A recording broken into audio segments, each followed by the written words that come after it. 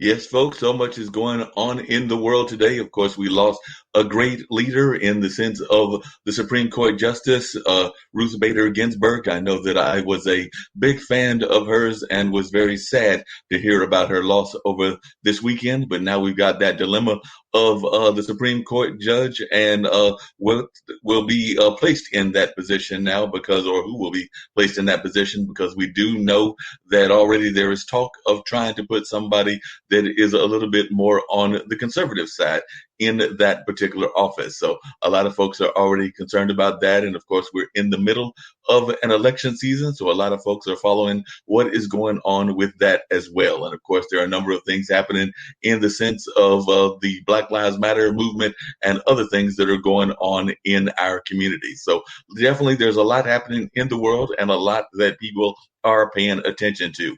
And of course, this is the International Day of Peace. So we're definitely having a lot of conversations around that as well on IBM.TV. And of course, we've had a number of folks that have been joining from around the globe that have been talking about how important peace is to them and what they are doing to make changes and all of that. So definitely get ready to bring on two amazing guests that I am very glad to have on the show with me. One of them is a fellow board member of mine at the Carolina Theater, that being none other than Dawn Reno Langley. And actually, she's in the process of getting off of the board, but she's now down in the beaches of North Carolina, but definitely have had the pleasure of knowing her for a little bit and getting to know more about her. So definitely looking forward to us continuing this conversation and learning more about her history and about her writing and all of that. And of course, we've also got Simon Tam, who is a master musician and has definitely been doing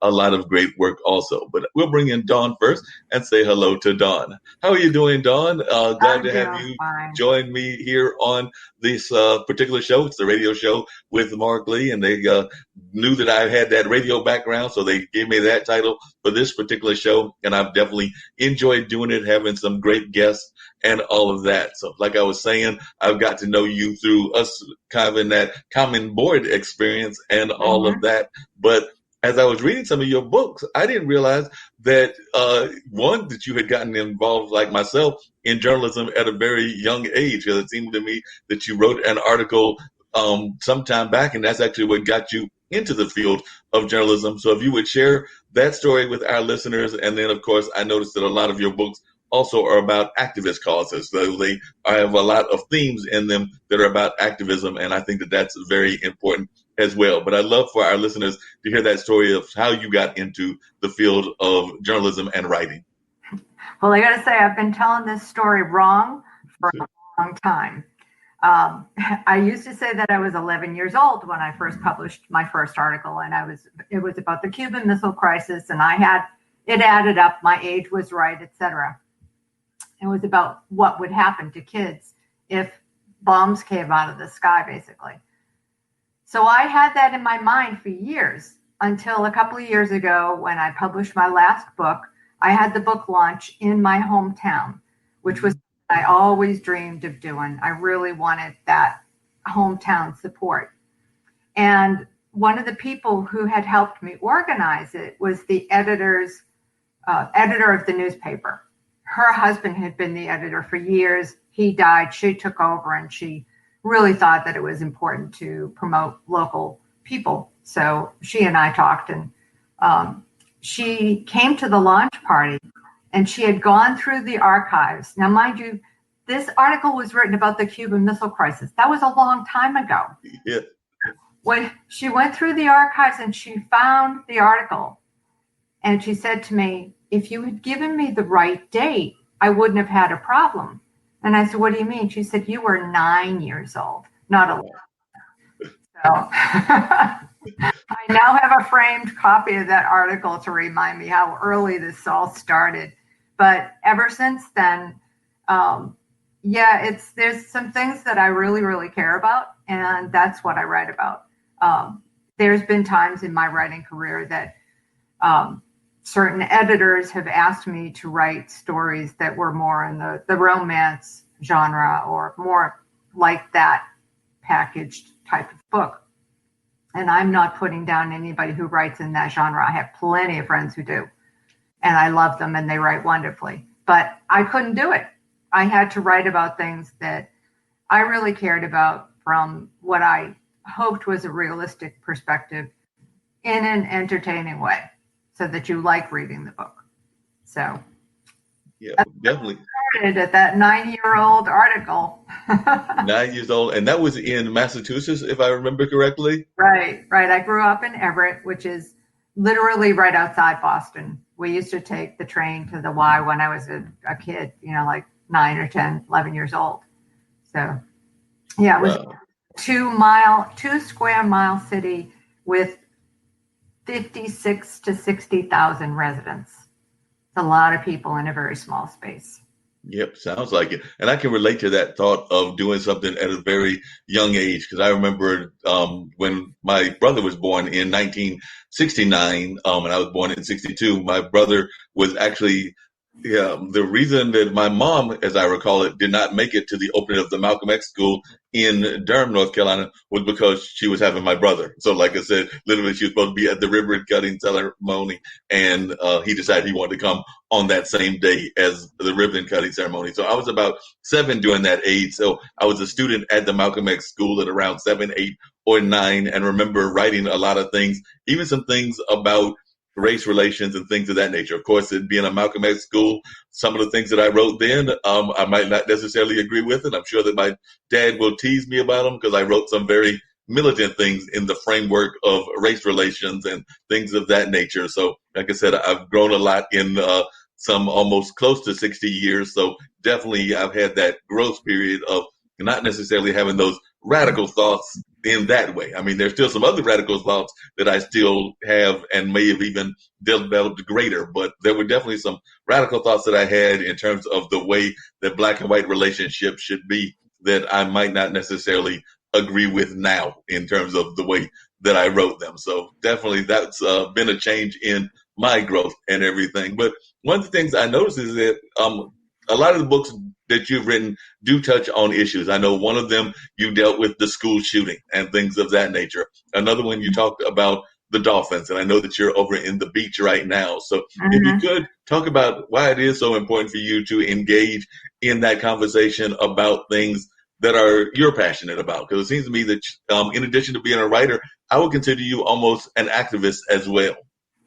Yeah, I consider myself an activist. I always have. I don't necessarily lead the activity unless I'm voluntold, which happens on a regular basis. But I have always considered myself to be a human. I think we all are. And from the day that I wrote that first essay to this day right now, there are things, like I said, that I care deeply about. One of them is race relations, because I've seen the differences between people. I'm not saying that, you're the same as I am and all that stuff, because we've had different experiences, obviously. But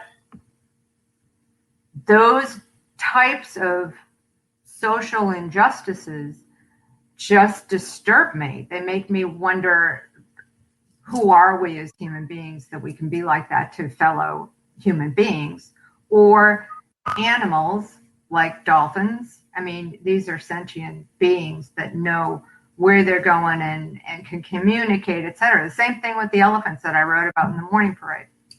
I have very strong feelings about animal abuse. That's putting it mildly, but I think that my role as a writer and as a creative is to bring stories about that kind of injustice to people in a way that will make them understand what's going on, maybe spur them to some action, or to at least understand what abuse is. For example, with the elephants, a lot of people didn't realize that for an elephant to be trained for you to ride on them, they have to be abused from the time they're very small. And there's some people out there who are going to say, yeah, well, I can train an elephant without that. No, they're big animals. And in order to train them, they are poked in the eye with hooks. And it's a very painful training period for them. And they were often used for jobs that they shouldn't be doing. For example, they're used for logging in Asian countries. And it's the reason why they shouldn't be used for that. I mean, they are huge animals and they can pull weight, but their backs are built in a way that you cannot put more than 75 pounds on an elephant's back. Even human beings shouldn't be sitting on an elephant's back because of the way that their bones are built. Anyways, long story short, I talked about this feeling about, wanting to deliver the story to people in a way to get them to understand what's going on, whether it's about PTSD, like in the morning parade, or school shootings or something like that, in a way that is palatable and entertaining for them. But they're still learning something about it. Plus, I think I only have X amount of time on this universe. And if I spend my time writing, which consumes a lot of time, something that I don't care about or that I'm doing just for the money, to me, that's not what it's all about. I'm writing because I care about something that I want to share with other people to hopefully get them to understand that point of view. Yeah, that makes a lot of sense. And I want to bring in Simon Tam to the conversation as well. Simon Tam is a musician who has done a lot of great work in the field of music and has actually even taken on the music industry in some ways as well. So definitely, Simon, if you would talk about the importance of activism and all of that to you and your career. Because like I said, I met you through our mutual friend, Sri Nivasan, who had you on his show and everything. But I would love to hear more about how important activism to you is as a musician and as an Asian musician even as well. Because like I said, you cover it from a lot of different spectrums and everything. So I would love to hear your thoughts on the importance of activism in the arts. Well, I think for me, I think it's much like what Dawn said. We only have so much time. And perhaps as an artist, you only have so much creative force and energy. And why waste it? The world has more than enough pop songs. I realize that. I love pop music, but when it comes to my expression, what I hope to leave on this earth, it's legacy, its impact, its change. And if I have an opportunity to create social change through my music as a medium to carry that message, then I consider that a great privilege to be able to do so. So for me, our art and activism are inherently linked. I mean, if you think about it, nearly every activist movement that we've ever had in this country has been tied with the arts. Like art serves as that social mirror for all of us. It serves as the kind of general conscious for our society. But on top of like that reflection that we see, art also provides a window. It's like a gateway into possibility of like what we can be as a country, what we can be as a society, if we choose to fully articulate the values that we claim to have. I mean, there's a lot of things that we see our world for many of us, in particular for this generation and perhaps the one before, like we haven't seen so much unrest and so much upheaval in the environment and politics and everything around us. It's like we need arts to be that arbiter to remind us like, hey, there's something that transcends political divisions and identities. There's something that binds us all together. And that's one of the wonderful and beautiful things about it. It's just this idea of expression. That's so true. That's so true. When I went to Pakistan, I was there as a Fulbright fellow and talking to women at the university level about the arts and about what creative impacts artists have on education. And I can remember the only day that I had off during that trip was I commandeered the Fulbright fellow and said, please take me someplace where I can listen to your music, see your art, do something that will show me your culture, because I don't really know Pakistani culture.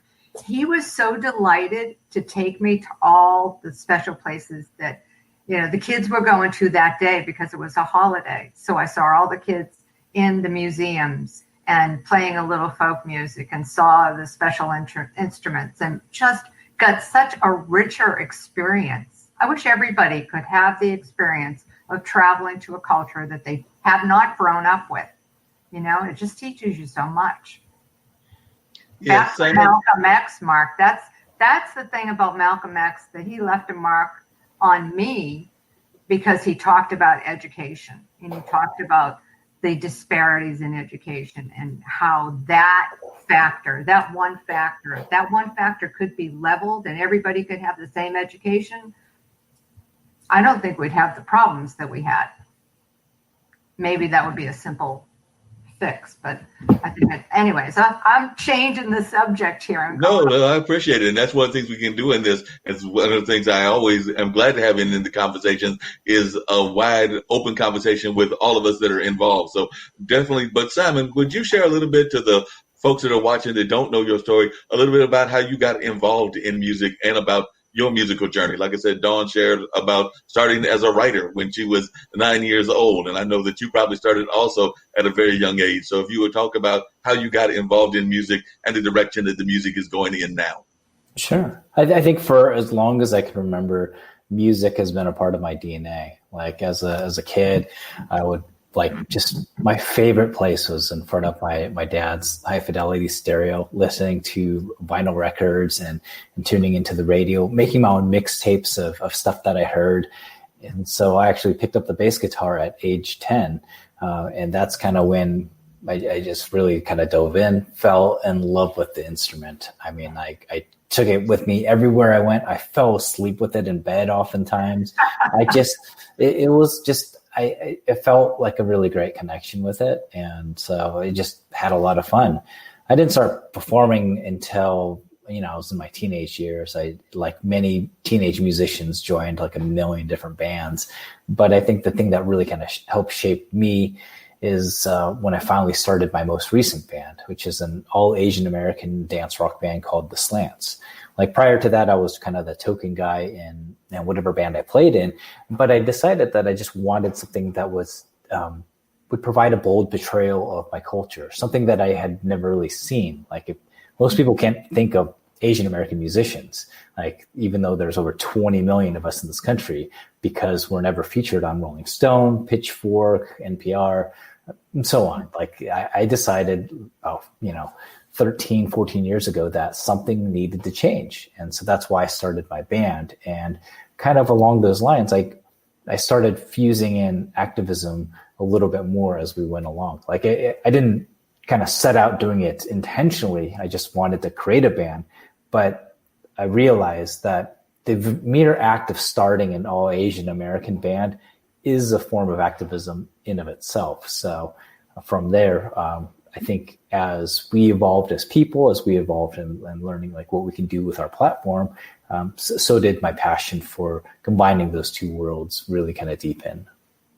Yeah, because I'm actually surprised that there aren't more, as you said, Asian bands, because there's such a growing Asian population throughout the United States and everything along those lines. But you're right, except for the ones that are imported in, because I know there's been like a really big K-pop explosion around the United States and everything. But that's folks that are coming from inside, not from outside, not from, phrase that right, from outside the country, not from inside the country. So I've actually been surprised by that. And what is the reasoning for that in your mind, Simon? I'm guessing part of it is the nature of the industry, because I'm thinking that the industry isn't as open as it should be. And I would also think the same thing about the book industry as well. So I'd love to hear from you, Simon, and then I'd like to hear from Dawn about how inclusive these industries are. We know that a lot of times they should be, but I don't know that they necessarily are as much as they should. So I'd love to hear from you first, Simon.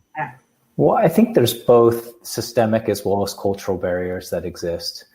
So when we think about like racism, it's not just like an idea that someone believes like in burning crosses and like one race being superior than others. Racism is much more complex than that. It's integrated into our history, it's integrated into our culture, and of course into our actual systems. So from a systemic level, it traditionally has excluded kind of dominant racial groups, and in particular Asian Americans, because like I mentioned, most people can't name a single artist. You clearly point out, yes, K-pop has a dominance, but that's kind of a foreign, it's kind of an imported product. Most people don't even see Asian Americans as like American. Like most of the time I walk around with a hyphen attached to my identity.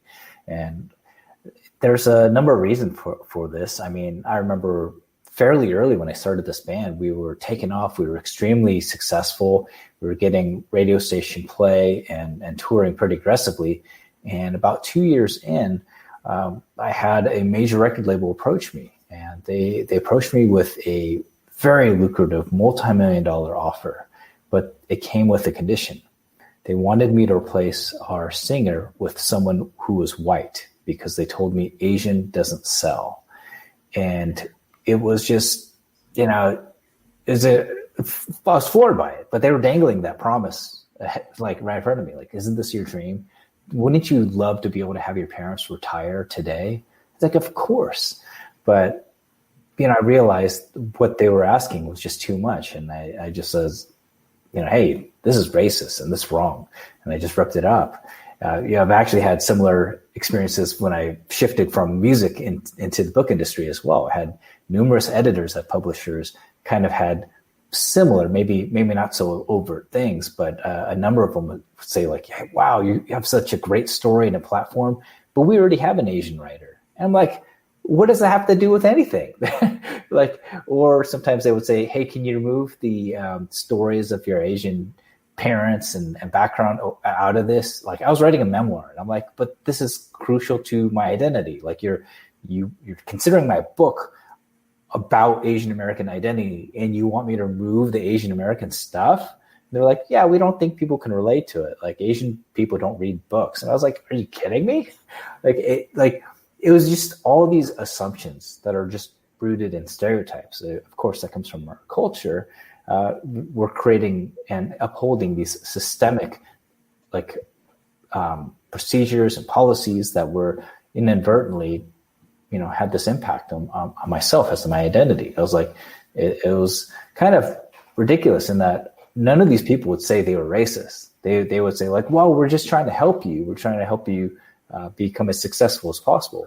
Of course, they would never outright declare that they were they were doing racist things, but that's exactly what was happening. And so, I think part of that question of entertainment or book industry or other kinds of industries where we see a large gap in terms of representation, it has to do with both misguided intentions. Like good intentions is not enough. We have to look at the impact. We have to see what is actually happening. And I think that's the part that makes people uncomfortable, because then there's a reckoning like, oh, something about what we built here isn't actually doing what we hoped it would do. Or isn't representative of the population that it's serving.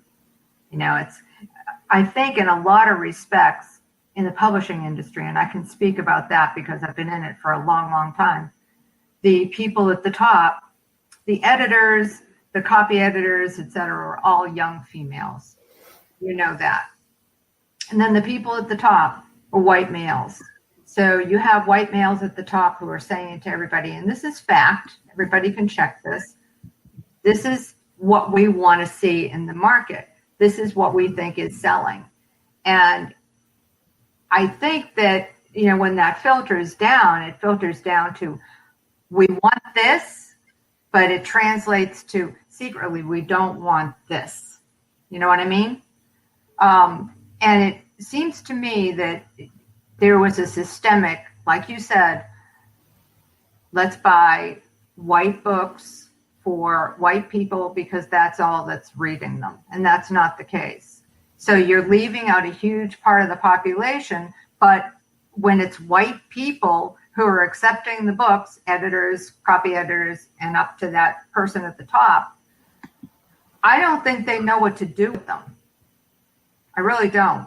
I think there's a lack of cultural understanding.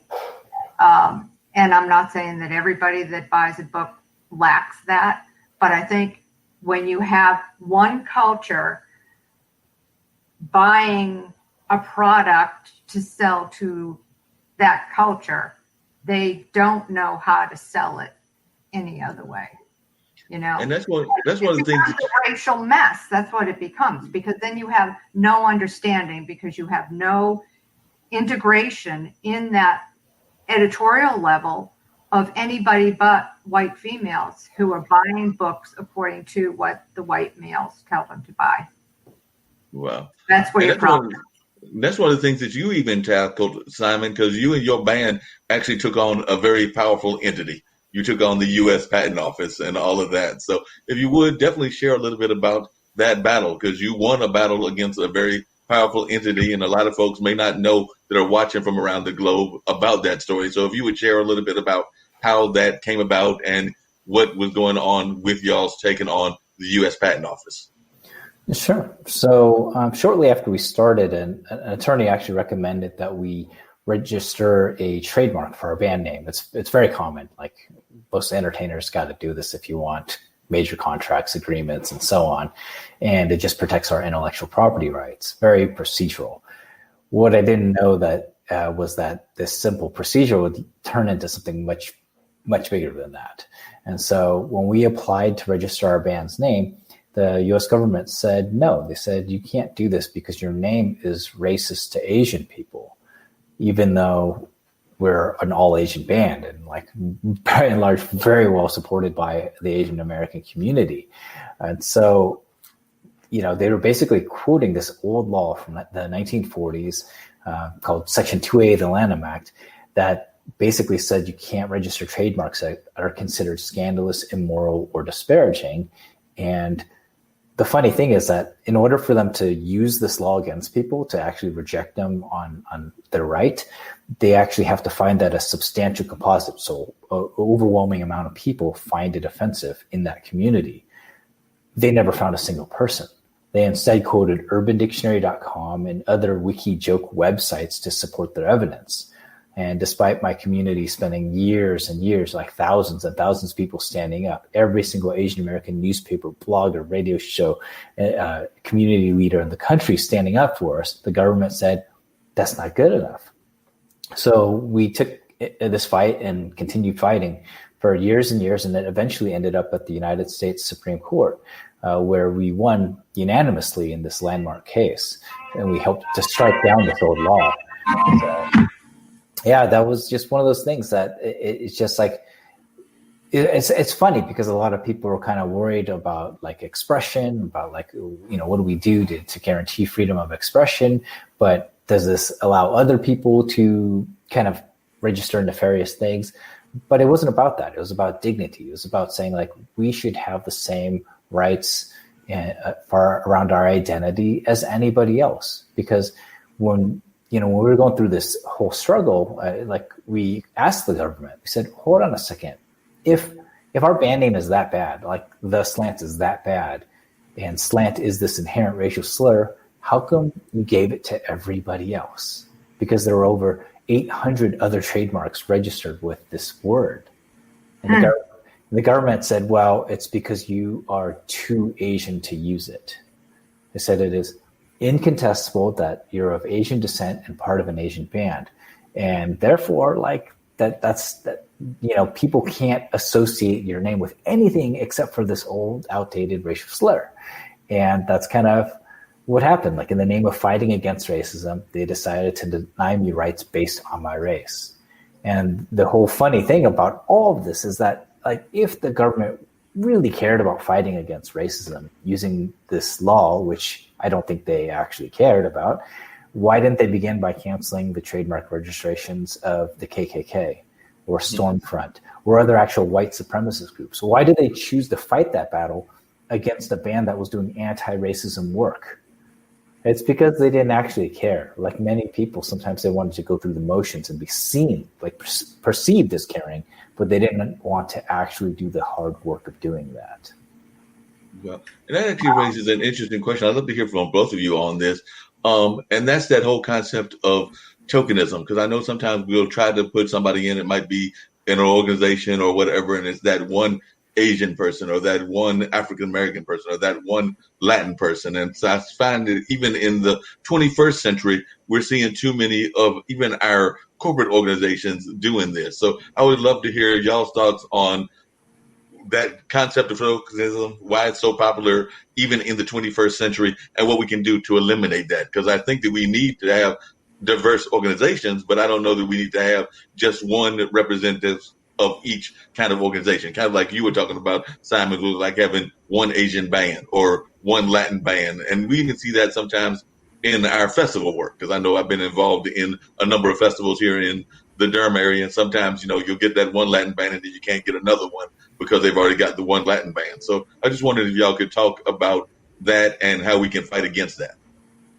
I can speak to affirmative action, especially with the years that I'm involved with it in the education system, and in my own PhD in social justice. To me, I think that when I have two sets of reasoning here. When you put one person in the position of speaking for their whole race, that person's got to feel an incredible sense of, holy shit, what am I going to do? If I say something wrong, it's going to be for everybody. I can't represent everybody. That's an incredible amount of pressure to put on someone. Besides the fact that you are not necessarily like the person next to you or the person next to you or the person over here who might look like you. I mean, just because you have the same color skin or the same ethnicity doesn't mean that you're the same as the person next to you or the person next to you. So it's unfair completely. On the other hand, when you have a society that is going to shut the door so completely to certain groups, if you get one person through that door is cracked a little bit, and the next person can come through, and the next person can come through. Sometimes, in my estimation, in the history that I've seen in my life, sometimes that's the only way. Sometimes that's the only way. I mean, I think Jackie Robinson did it for baseball. He cracked that door, let a lot of other people in. There's still racism there, absolutely. But there are more people who look like him through the door because of him. So to me, it always takes that spearhead. It's like the old Roman battering heads to go through those heavy doors. You need somebody really strong at the forefront to make a difference, to open the doors, to be the one who's got the voice sometimes. So like I said, I feel two ways. I think it's very unfair, but sometimes it's the only way if you've got inherent racism. Yeah, I absolutely agree. I think that sometimes you do need that kind of pioneer, the person to kind of lead the way. And hopefully once they're in the door, it is my hope that organizations, the government, and so on, start looking at it not just as a matter of prioritizing diversity, which is, more like head count, and moving towards inclusivity. Like, don't just have people in the room, have them at the table and make that power equitable so that they actually have a voice, that they're respected, not just because they happen to be fulfilling a requirement or to, bring more skin tones and hair types into the room, but because they are absolutely bringing valuable perspective and experience that might not otherwise be there. I think a lot of businesses, the government, they will realize that, hey, the more inclusive you make it, the more equitable you make it, the more that your organization will thrive.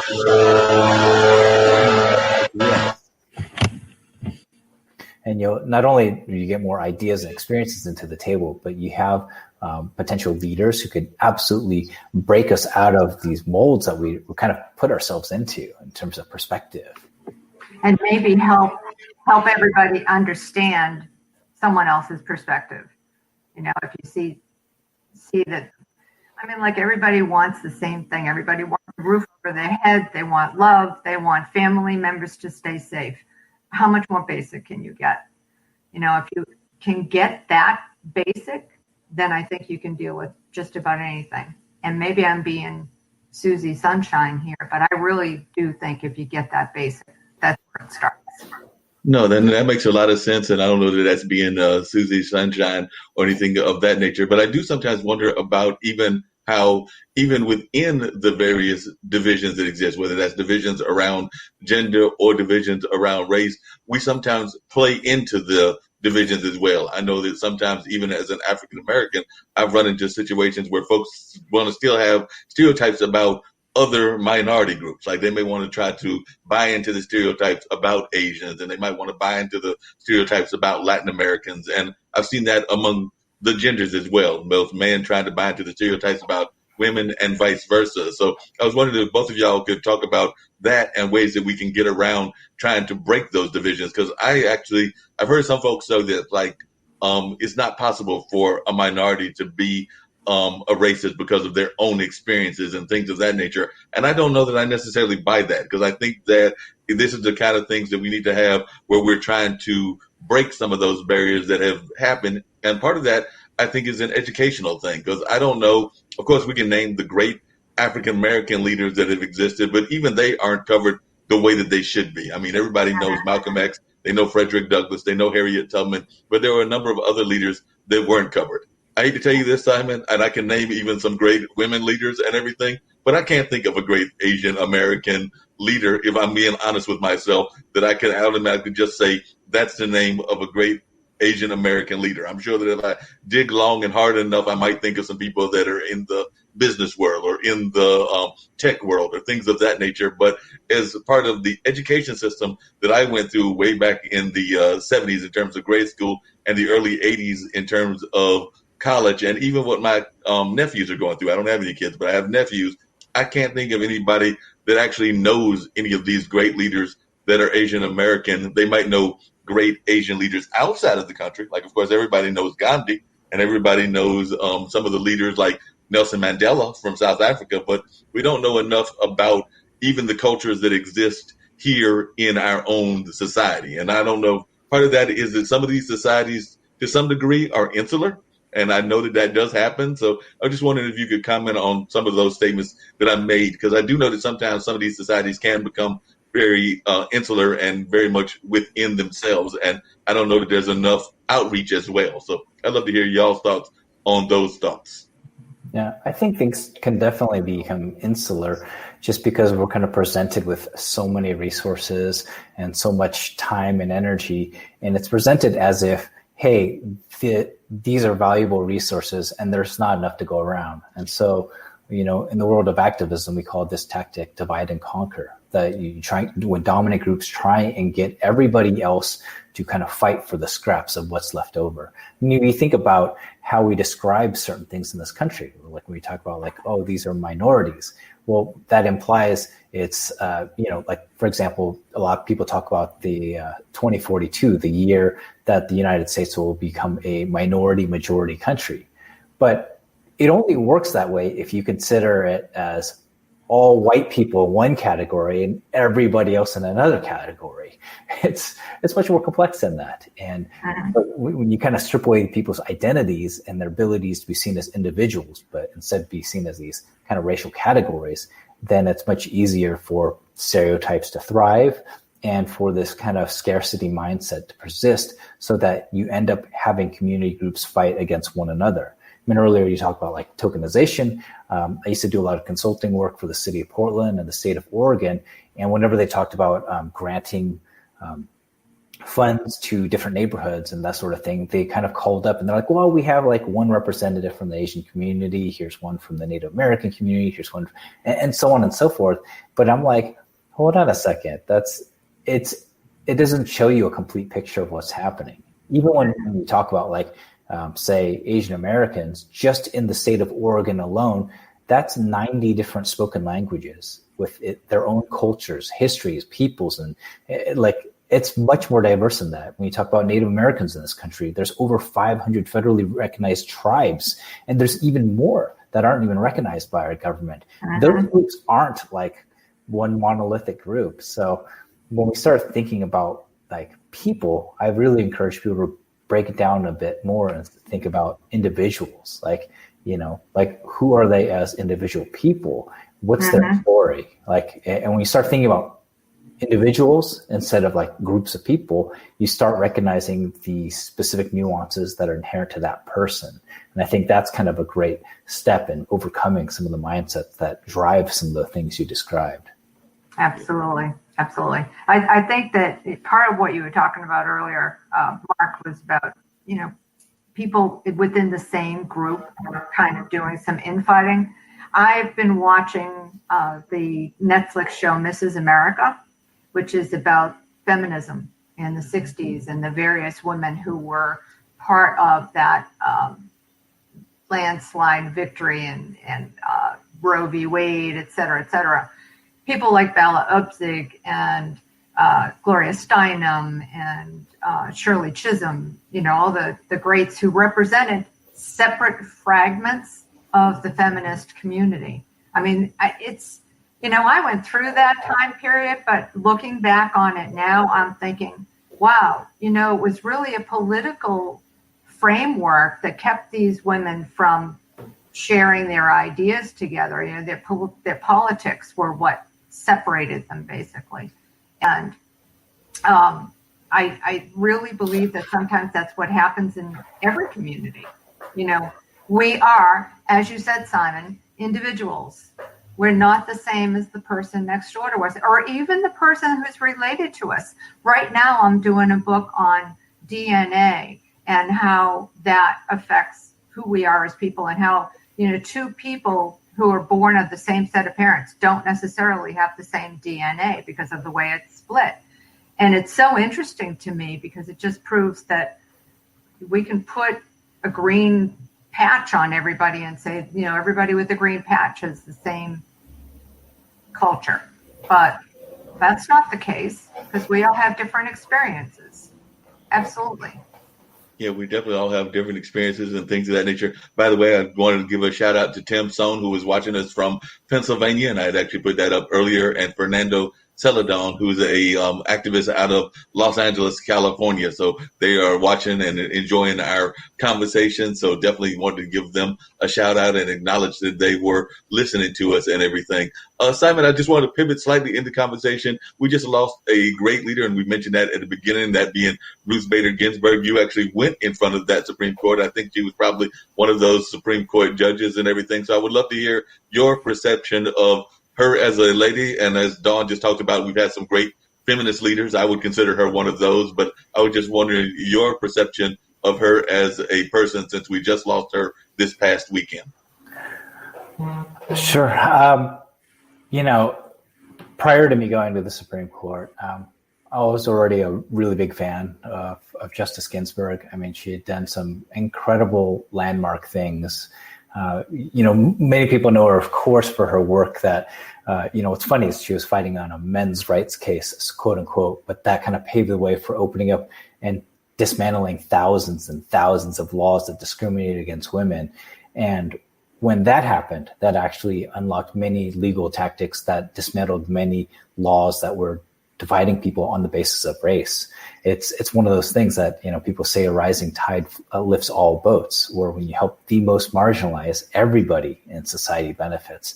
Well, she was definitely that figurehead. But for me, there was like a really powerful moment. Like when I went to the oral arguments of my case at the Supreme Court in 2017, the first 20 minutes or so, it was just full of justices and the government's attorneys just bickering. Like they were talking about how, my ban was offensive. They were talking about bringing in copyright law and all these other kind of tangential things to test the extremes of the laws. And I just felt so invisible in that moment. Like it didn't matter if I was even there, even though I'd been fighting this thing for 8 years. And it wasn't until about 20 minutes or so in, this little voice pops up, and it's Ruth Bader Ginsburg, and she says, wait a second, everybody knows the slants are Asian. They're not doing this to disparage, but to describe and to remove the sting from the word. And I remember I just sat there, like she just cut through all the nonsense, all the bureaucracy, everything else that people were like debating about. She said, let's get back to common sense. Like laws are about people. It was the first time that I actually had like felt seen. And I just remember thinking like, I'm in love with a Supreme Court justice, like notorious RBG, like throwing it down. And it was like the first time that I actually thought, okay, it's not just me. I really understand how like millions and millions of people could understand through her dissents, through her writings, that when it came down to it, it was about this idea of dignity and being seen. Like it wasn't just about like theoretical applications of the Constitution or law. She found ways to recognize the humanity in people and say like, that's what we need to value more than anything else. That's why we have constitutional rights. And that's why we have all these laws. Like if we're too busy protecting the law that is unjust, you're ignoring the point of it all.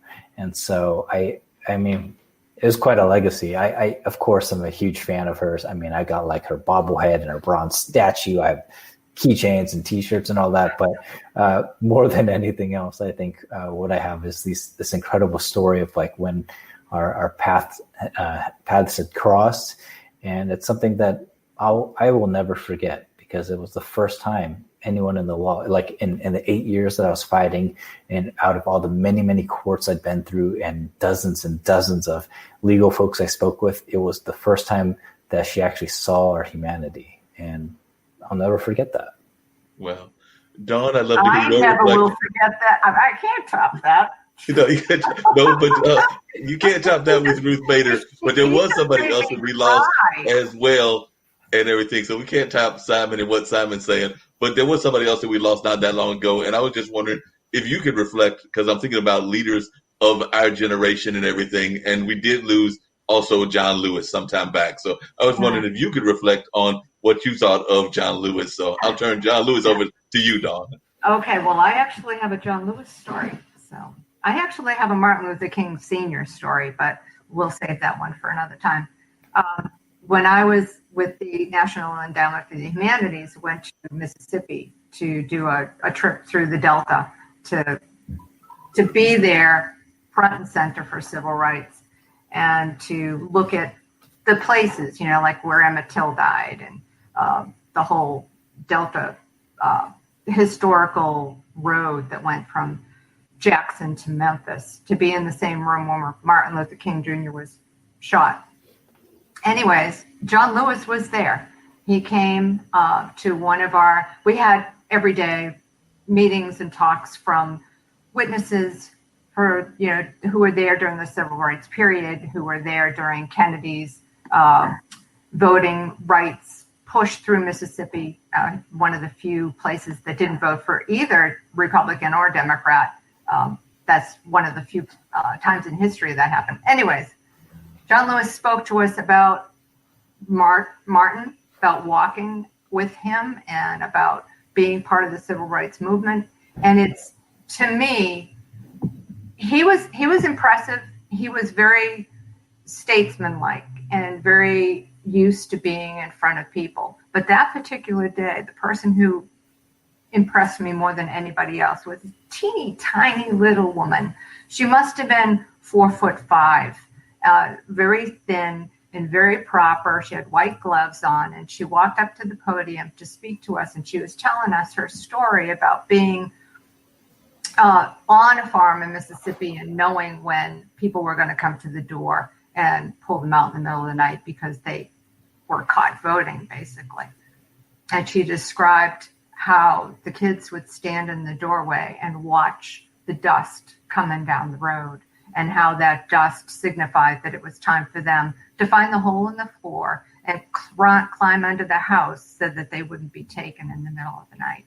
And that story, more than what John Lewis said, and I love John Lewis, really, I think he's an icon, but that story impressed me more during that time period than John. John, I think, is a huge loss for our generation. I know, Mark, he's been part of our generation, and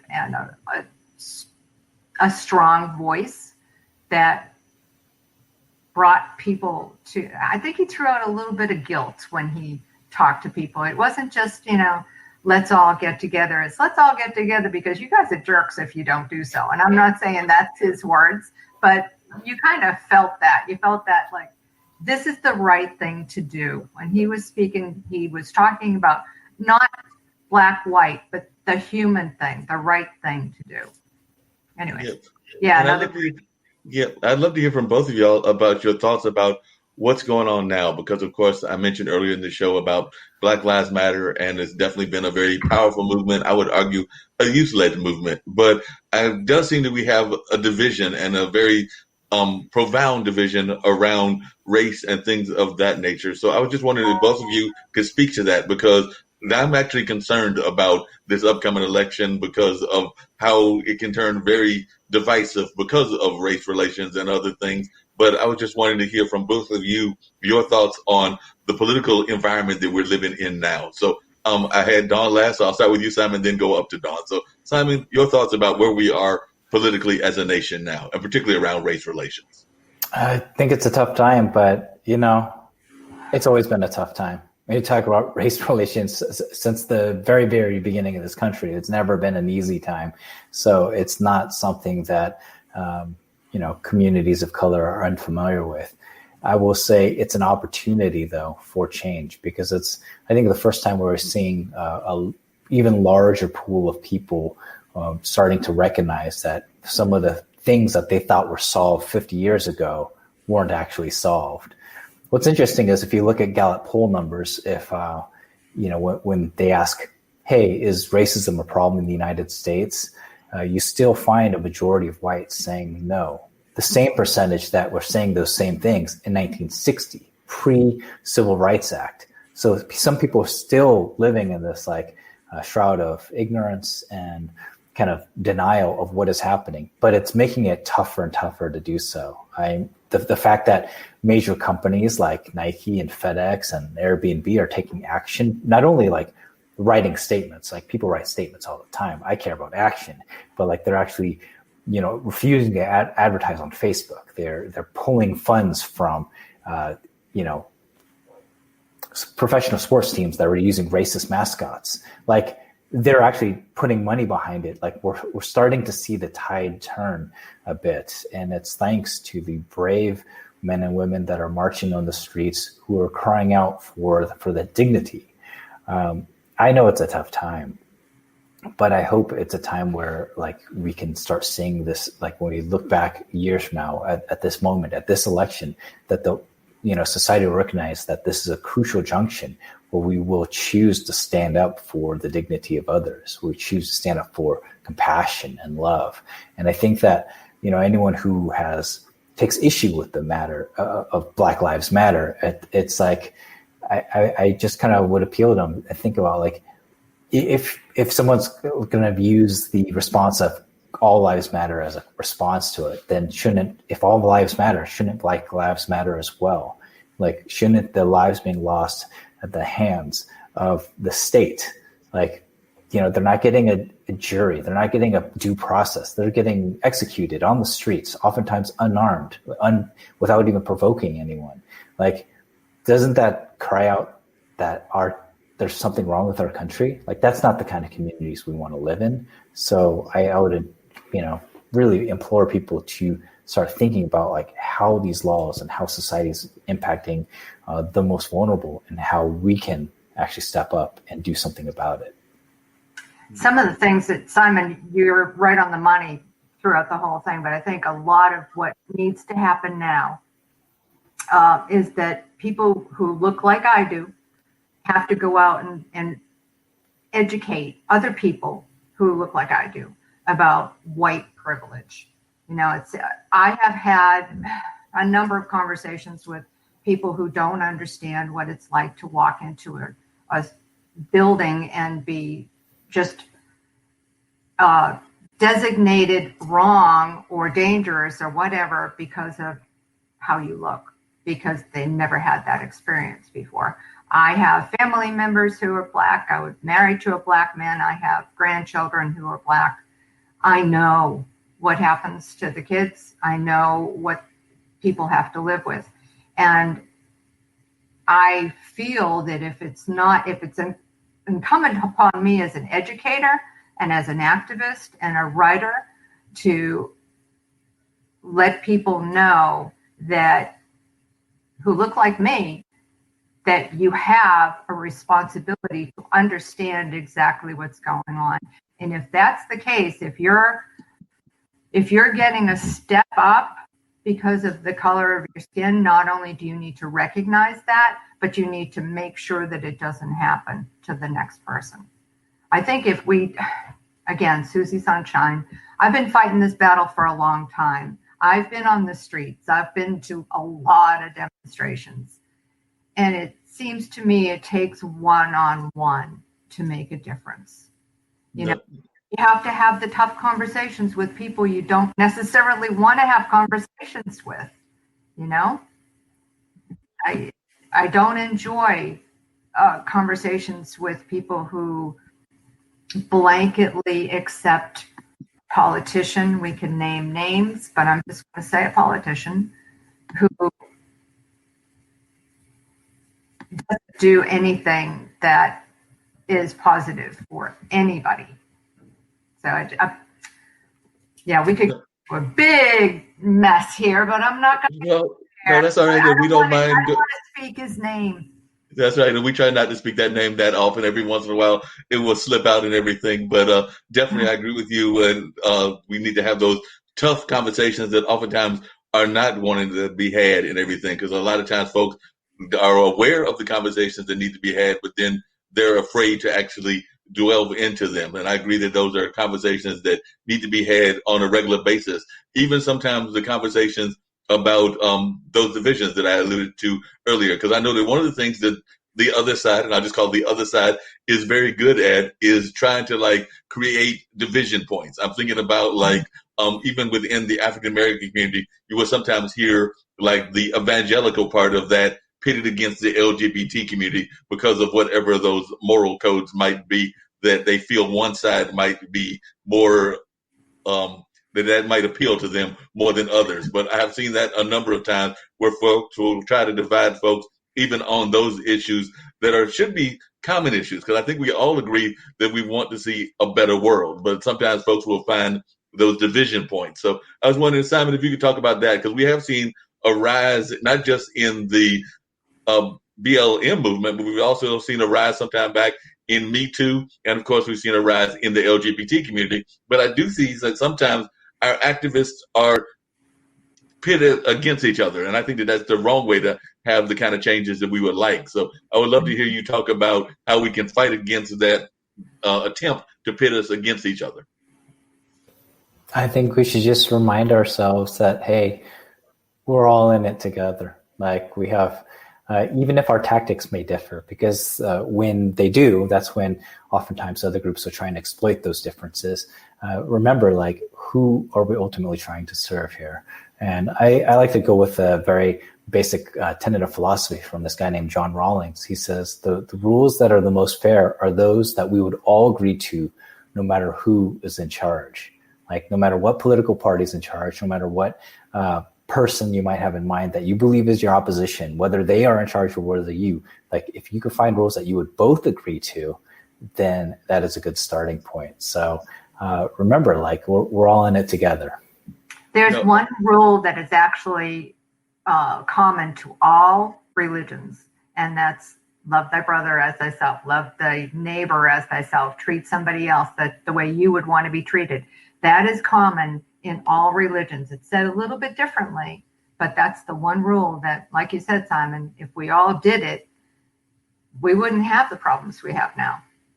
Yeah, and like we want to be treated.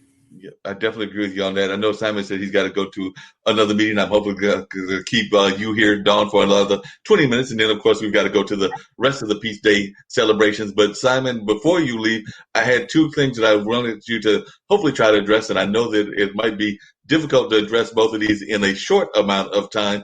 But one of them is I would love to hear from you your thoughts and a reflection. And I'm just going to tell you what some friends have told me.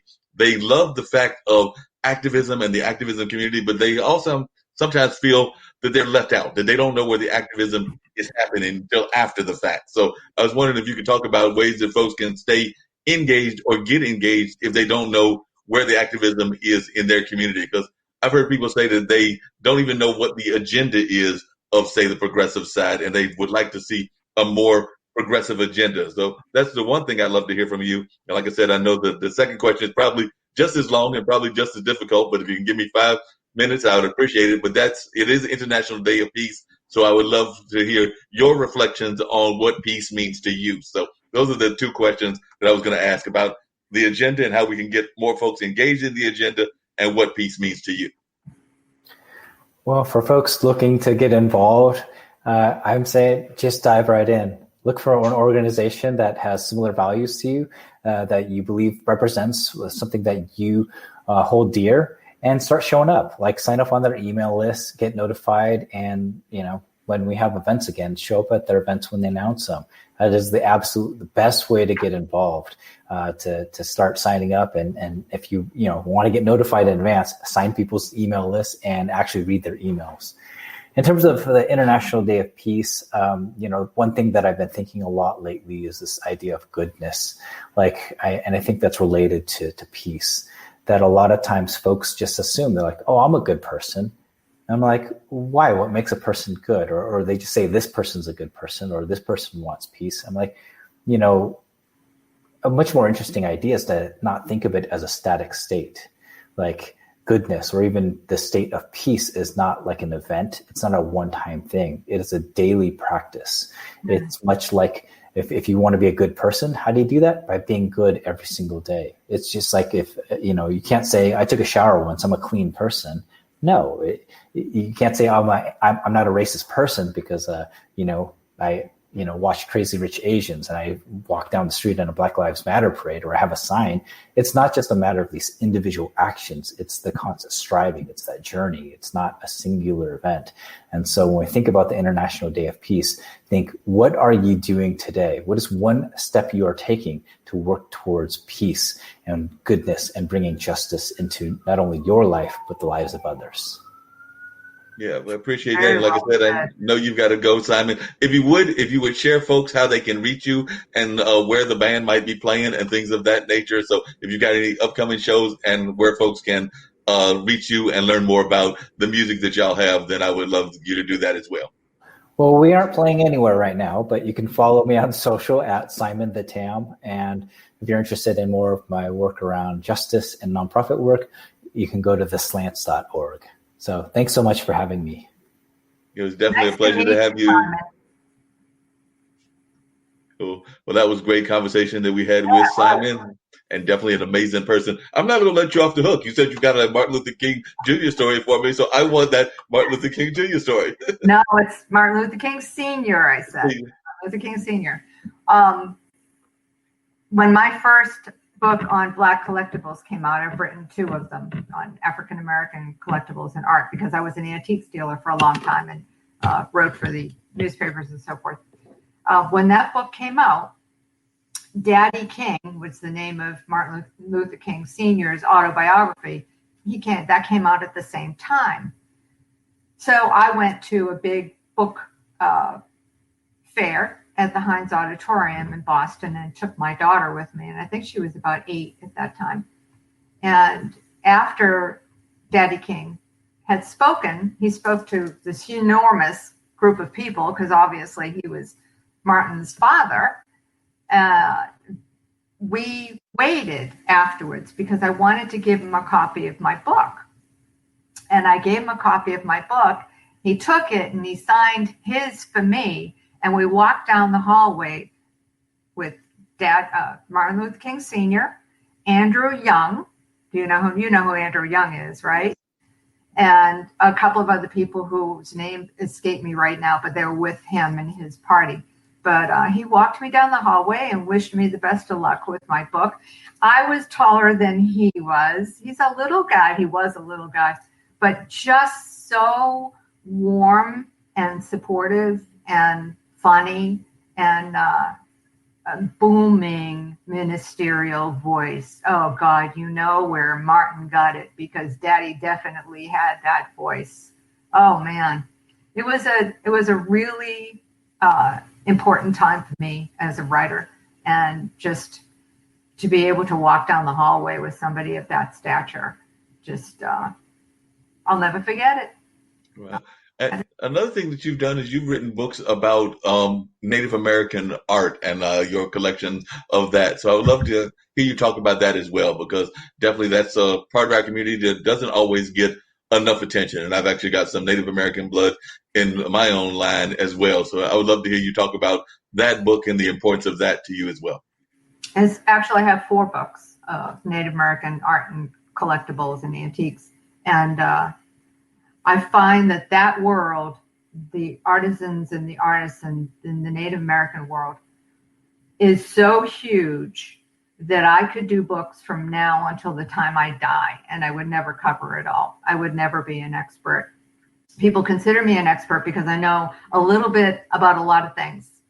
A little bit about rugs, and some about jewelry, and some about Southwestern art, and some about Plains Indian leather, but not a lot about everything, I traveled a lot to do those books. I visited with the artists themselves, and took pictures in their homes and with all their work. We spent days and days. Specifically, most of the pictures were taken in the Southwest and California and the Northwest, because that's where the majority of the work is being done today.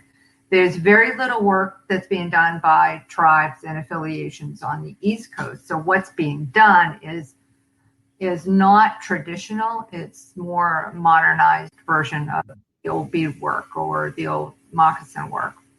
And it's funny, during the years, I got to know through 4 books, there were a lot of artists who were included in more than one book. And one of them was an artist who was based in North Carolina. And she and I, her name is Alyssa Hinton, she and I got to know each other through the books. Yeah. When I moved here, I got a message one day from her saying, "Where are you, and what are you doing, and how's the book writing business, and could you help me with this project?" And I noticed the return address was Durham. And I was like, wait a minute, how did we get to the same place? So we met each other face to face and became great friends. She's moved out to Burlington now, but I have really had the great pleasure of being the person to write introductions to her. I guess you would call it it's a book that she gives in the first day that she's doing a one-person show, and it's a very glossy, special coffee table type of book, and I've written the intro to that book for her. I love her work. She works with all found materials and mostly with fiber, although a lot of it that she's doing right now is work with wood, found material, and very ethereal, strong Native American religious themes to her work, with an undertone of feminism and ecology. I mean, she's just got all of this stuff going on with her work, and I think she's an important artist. I've written a lot of books about Native American art, and I really think that Alyssa is one of the important ones. She's somebody to pay attention to, and she's right here in North Carolina. So yeah, Alyssa's a great artist. Actually, I have the pleasure of knowing Alyssa as well. I know that my dad, who's an artist, Jim Lee, has done some shows where they have been both on the same show. So definitely I've had the pleasure of meeting her, and she is an amazing artist and all of that. And actually my cousin is actually involved in the powwow movement. So she is actually a dancer out of Holliston, North Carolina. So she's got the Raven Dance Studio, but they travel all over the world, her husband and their kids. So they do the whole powwow circuit. And another cousin actually does some of the clothes design. So like I said, I do have some of that history in my own family as well. But I know whenever I talk to Verna, her and her husband Lonnie are just enjoying going all over the country doing these dances, because I know she's been a fancy dance champion as well as some of the other championship types that they have. And he has also won championships, and the kids. So definitely I have great respect for that Native American culture, having cousins that are involved in that and actively involved in all of that. So it's been amazing watching them and seeing what they're doing. Now, Dawn, you're currently at the beach, and we talked about earlier about how important water is to you and the beach. So what is it like at the beach? Are you glad that you've moved to the beach, and what drew you to the beach? I always have said that I wanted to live on the beach where I can see the ocean and just write. That's always been a dream of mine, just to be, peaceful and to have a space where I can work. Well, I got it. And the reason why is because of COVID, to be honest with you. When something like this happens, it makes you think about life, what you have left of it, and whether or not done what you want to do and whether or not it's going to be possible in the near future to do what you want to do. And my life I had a number of changes to consider just recently. And I thought, well, if I need to make changes in my life, I might as well be at the beach while I'm doing it. I actually was supposed to be in Paris right now. Wow. My partner and I had tickets for a trip to Europe, and we were supposed to be there for a month, the month of September. And that's not going to happen. Obviously, we're not going to be traveling for a long time. But, I think that this time period for all of us across the world has raised an enormous amount of anxiety and stress. Everybody you know is depressed or stressed or at their wits' ends with their kids and with trying to balance work and home and all of that. And I just I needed some peace. I needed a space where I could go on the beach. A friend of mine says everything's better at the beach, and the beach makes everything better. And I know that's probably trite, but it really, really is true. Really. Wow. And what advice would I have you give a lot to of writing projects. I am going to be working while I'm here. I understand that. What advice would you give to others that want to get involved in writing or even activism? Because like you said, you've done both of those. So what advice would you give to folks that want to get involved in those? And how would you tell folks to cope if you could give some advice with what's going on with COVID? And I do agree with you that so many people are stressed out and trying to figure out just their day-to-day survival, much less trying to plan out a future and everything. Right. I think one of the things we have to do is find something good in the situation, whether it's, I've always said that I have to make lemons out of lemonade. I had a trip that I was supposed to go on a couple of years ago, actually, to Morocco with Jackie Shelton Green. And at the last minute, I found out that my passport wasn't going to be okay. I mean, I was literally walking out the door to the airport with my bags. And I said, okay, the next 3 weeks are gone. I just lost something that I planned for the last 6 months. And I put the bags in the car and I went to the beach. I said, the heck with it. I'm making lemonade out of lemons. And I think maybe it's the age I am. I'm trying not to be an ageist here for myself, but maybe it's the situation I'm in. We're all in. I have been striving to find that good thing. On my Facebook page every day, I post good news because I find that when I scroll the rest of Facebook, I end up feeling like somebody's beating me over the head. You feel like you've got a recurrence of PTSD. And we are all, as individuals, responsible for ourselves. And if I don't take myself out of that position, out of the social media, rabbit hole, and find something good to focus on, then all I'm going to focus on is the negativity. And that negativity is going to put poison into my bloodstream, and it's going to make me sick, not you, not the person over in that house up the road, not the person in the next country, me. So I guess it's a little bit of, I want to keep myself safe and I want to keep myself level. And I also have an awful lot of work to do and I need peace and quiet to do it. Plus, I think we're all I got cabin fever. I wanted a different thing to look at. I wanted something new. Yeah, that makes a lot of sense that sometimes you want something new. It's interesting that you brought up ageism because I've got a dear friend that lives in, they just got a house in Arizona, but they still have their house in Las Vegas. But they talk about that because they come out of the education field and they're oftentimes afraid of where their career is going because as they get older, and they're actually a few years older than me, so I just turned 58 earlier this year. So I think they're like around 60, 61. They're afraid that their opportunities, even though they've got a number of jobs right now, but they're afraid that those opportunities are going to thin out and trying to figure out how they can maintain their career. Because unfortunately, I think the higher ed system is very ageist, is some other parts of our world as well. So I was wondering, as an educator and as one that's been involved as a writer, if you could talk a little bit about ageism and how prevalent it is and what we can do to fight against that, and any advice that you might have to folks that are getting into those years of their 60s or their 70s and still want to stay engaged with the world? Well, I got 10 years on you, Mark. I'm a little older than you are. I have actually been just dealing with this exact subject because I have a book coming out next year called You Are the Divine Feminine, and it's for women to recognize themselves as strong and divine and, powerful. And I also wanted to talk about spiritual journeys. But out of that particular book came an understanding of the various stages of a woman's life. And the last stage of a woman's life is called a crone, which everybody sees as negative. That's a negative word because when you think of a crone, you think of a witch with a big honky nose and, somebody who's cruel and eats kids for breakfast.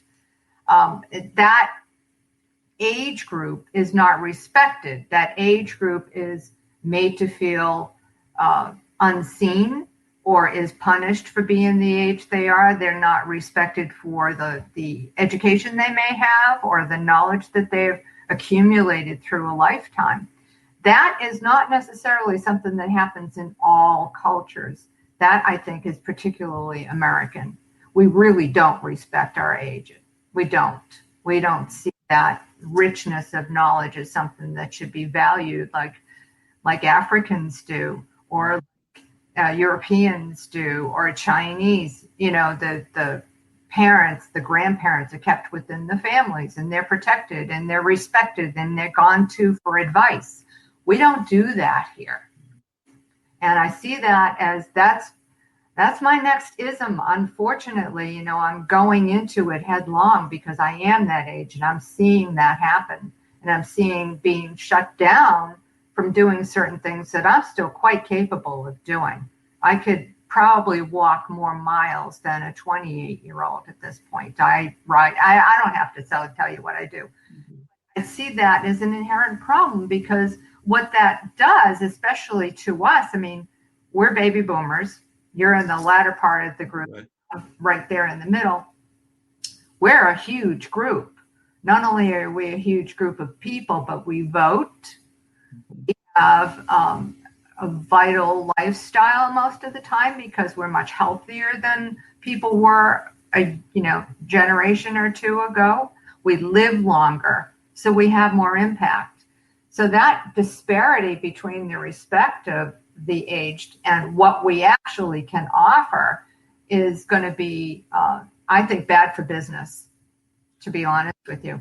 You don't take people who have something to offer and put them in the back closet and expect them to shut up about it. We're not going to shut up. This is not the era that's going to just go quietly into that good night. I have friends who are definitely still out in the streets protesting. But yeah, I think it's a problem that I think is one of the quieter problems. It's the ageism is not something you're going to hear people storm the White House to get rid of. Racism is going to come first. Genderism is going to be a close second. Those people have a much bigger fight than we do. Plus, everybody kind of counts us out. And I hate to tell you, but we're part of those other groups too. Yep, exactly. Don't count us out. Yeah, definitely part of those other groups. Is actually interesting that you said that. I was talking to my mom yesterday, and she was recovering from a minor injury she had. She had hurt her arm and everything, but she was recovering from that. I was checking on her, and she was talking to me about actually raising her new dog because she just got a dog. And I know part of what you do is you go around traveling with your dog. By the way, the dogs' names are very similar because I saw that your dog's name is, I believe, Izzy. My mom's dog is Iggy. So Iggy is running around the house and definitely torturing her because she hasn't had a pet in a number of years. But one of the things she was telling me was that she definitely still has her faculties, definitely is able to think on the ball and everything. And I was telling her just what you said. I said that dad just turned 80. Mom turned in her late 70s. And I was saying, I know some folks that are even a generation below me and maybe even closer to my nephew's generation that probably aren't thinking as sharply as you are. And that's what I told my mom, and she agreed with me. She's saying that, yes, I still have the same faculty, and I knocked on wood that she still had it, but she definitely was glad to still be able to have that. And I know definitely I could say the same thing about my dad and a number of other folks. I even know Miss McLaughlin, who I think is over 100 and still is involved in a lot of things in terms of being able to know both her history as well as share a lot of wisdom. So I would agree with you that we need to have more shared thoughts with our elderly. And I don't know that we do enough of that, either as an author. Well, one of the things I'm doing right now is I have a new book. This is what I was leading into. I have a new book called Saturday with the Aunties. And an auntie in most cultures is somebody who's older and respected, but still cool. And somebody you can go to for, information and for advice, etc. And I found out when I was talking about doing the crone thing and really delving deep into what crones have to offer, what that age group has to offer to the previous age group, and maybe the advice that they might give to somebody if they knew what kind of thing would you say to your younger self, that type of thing. So I opened it up on Facebook and I talked to my agent about it. She loved the idea. And I'm in my 6th week of questions, I think. I usually have dozens of really long responses to the questions like, what would you tell somebody who's thinking about love, and what kind of things do you, what kind of advice would you give to somebody who's falling in love for the first time? What things should they do, shouldn't they do? And then I talked about one of the things that I didn't know anything about until I got to be much older was how to handle my finances. Right. Basic stuff. Nobody ever taught me about money. Nobody ever taught me about stocks and bonds or what to invest in, or even if I should put my money in a savings account. So I got answers from the people who are responding are male and female, and I'm just saying male and female is a bi-gender thing. Every color in between. Well, I am opening it up to anyone who considers themselves an auntie. If you are a certain age and you've had nieces and nephews, and you are the person who they might go to for some cool advice about what should I do when this boy, asks me out, or if, if my mother kicks me out of the house or stuff like that, what kind of advice would we give to people who are in their 20s? It's been very interesting because it's making the women and men and everybody who's answering the questions, making them consider what they've learned and what they've considered valuable. And the answers are all over the place. I mean, they're really, really good. And some of them are coming from professionals in the field, financial analysts who answered some of the questions and about buying a house. This is stuff that I think is really going to be valuable when I put it together in book form. And I love it because it's highlighting what good stuff old people, I hate that, can offer. Well, I'm one of those people that don't believe in that, putting people in that old category. I've actually said that I'm going to set a goal that's impossible, and I've actually stated it on this network as other and among friends. But I don't think there's been anybody in the Bible, except for in the Bible, that lived to 200. But I figured I might as well set that goal. Probably not going to happen, but I might as well go for it. So I'm going to go for it as long as I can be able to be able to have intelligent and coherent conversation. I guess, if I'm going to be stumbling and all of that, then I don't necessarily want to make it to the 200. But definitely, as long as I'm able to still be influencing the conversation, then yeah, I'll go for 200. But like I said, know that that's probably a next to impossible goal, but sometimes you got to set those high goals and all of that. So I'm just going to go ahead and set it, and we'll see what happens. But definitely. Well, how old was Methuselah? Wasn't he older than 200?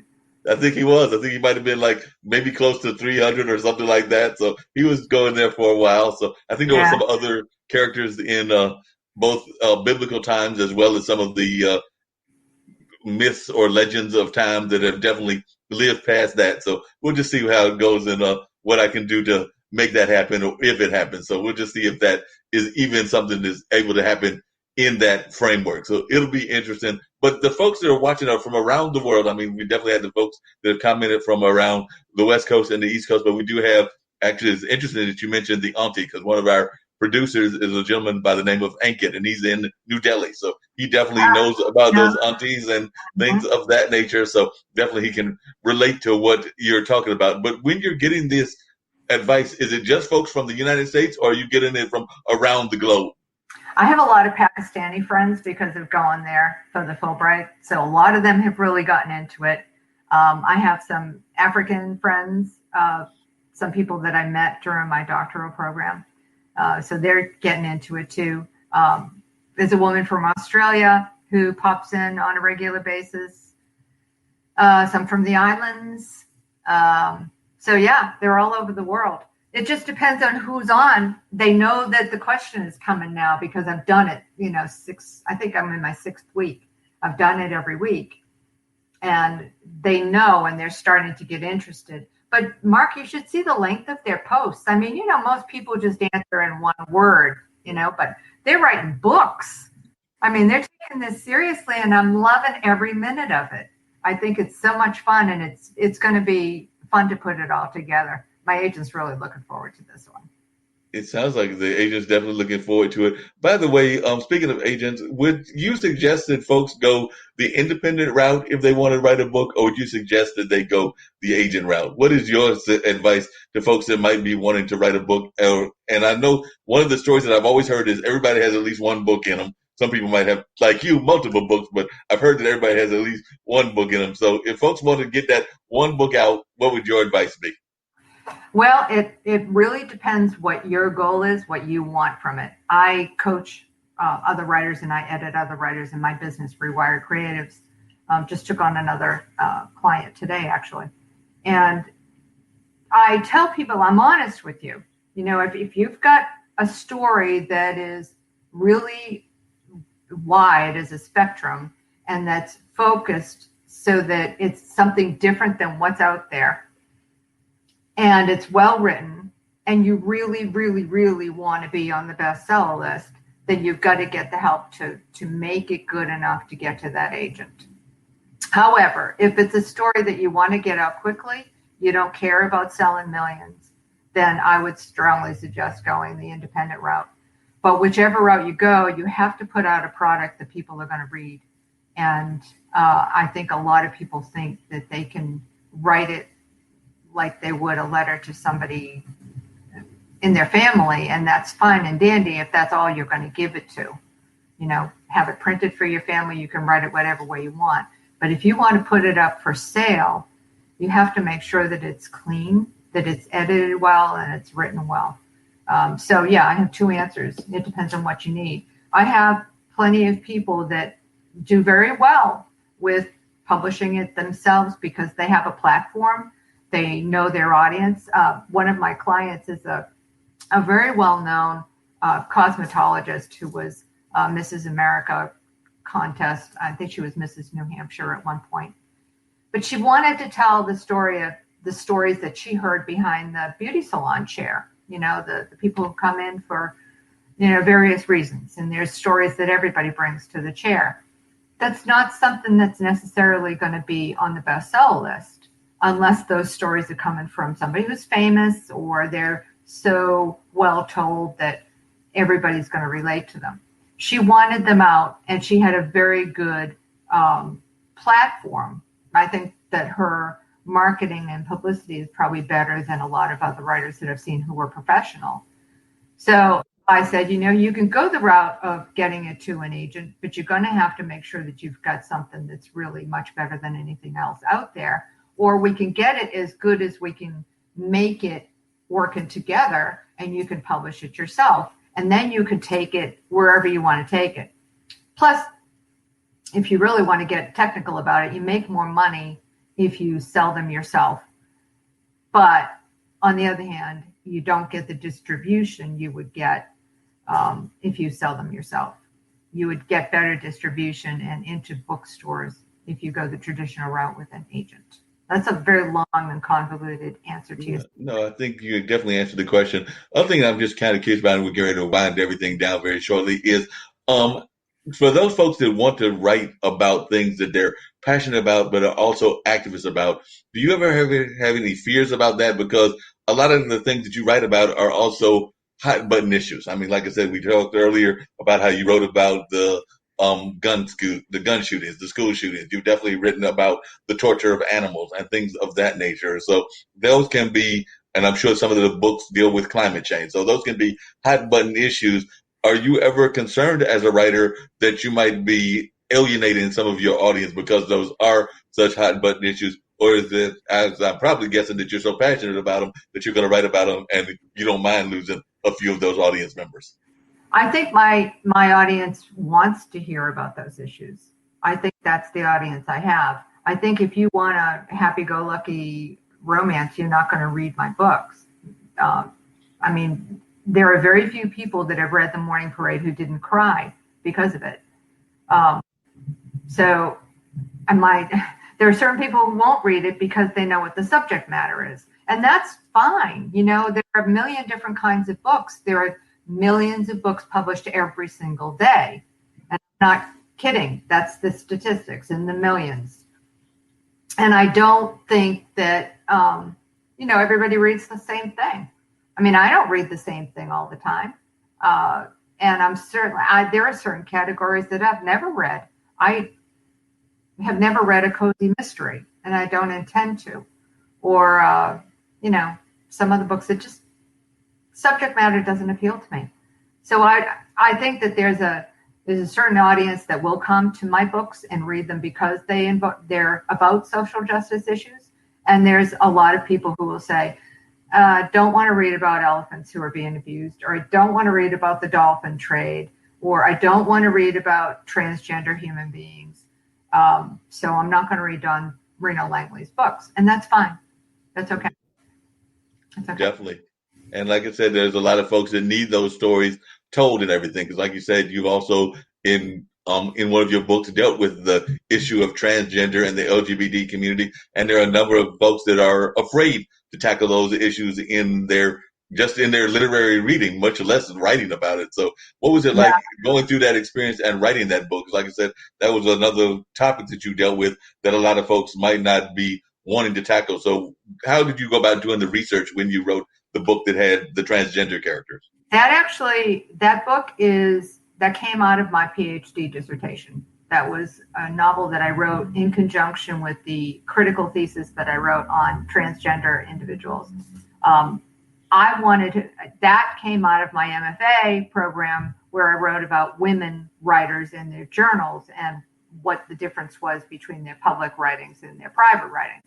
When I went into my PhD programs, I wanted to know about transgender authors and whether they wrote about different subjects or had different voices pre and post transition.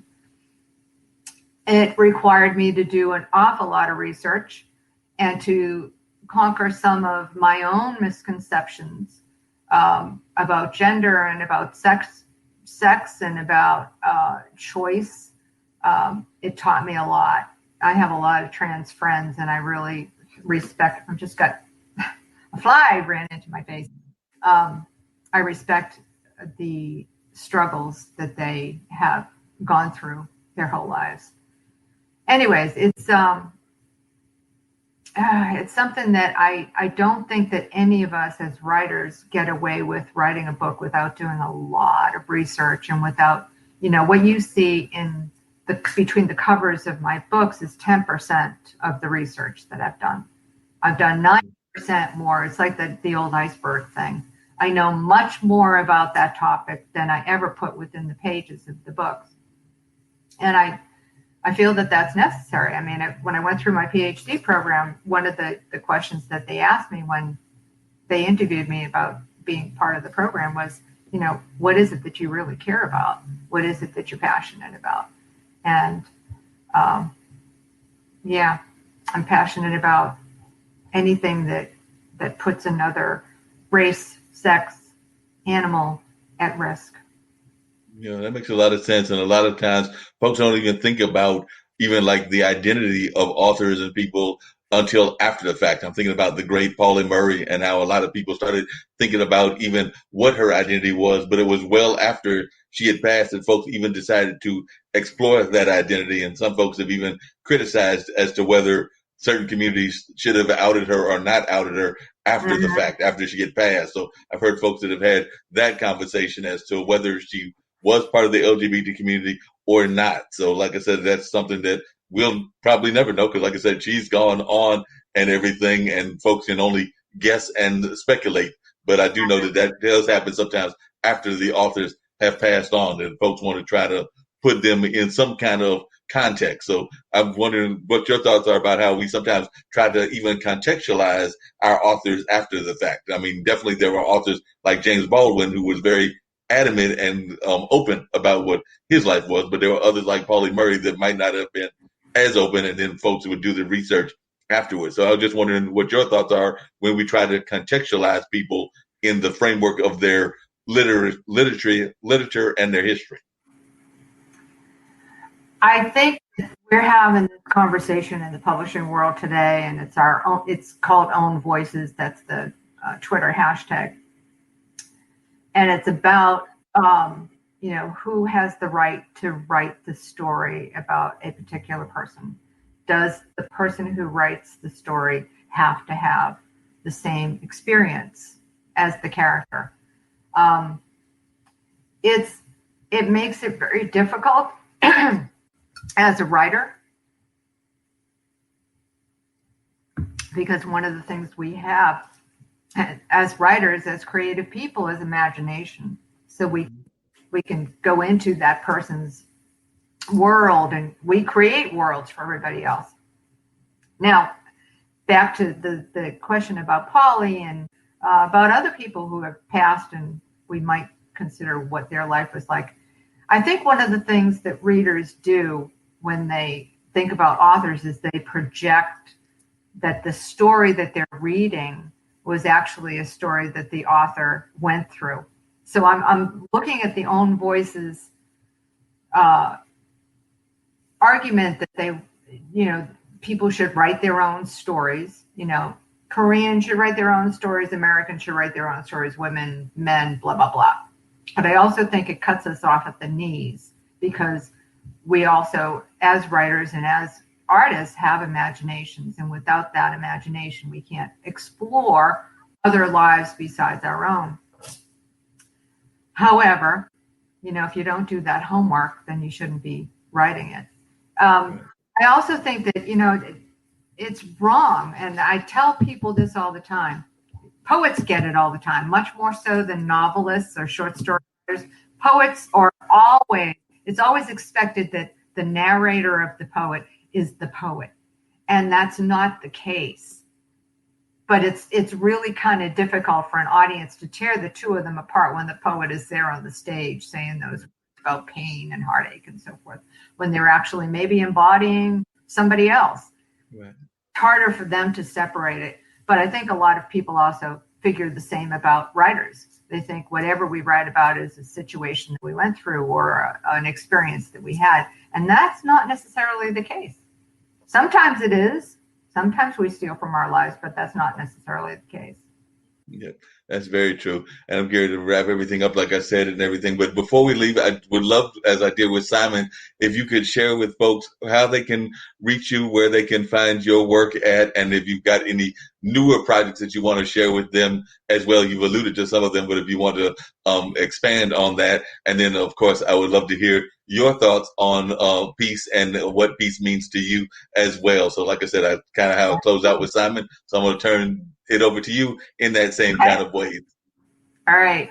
I'm on, I have a couple of websites, dawnrenolangley.net for all of my books.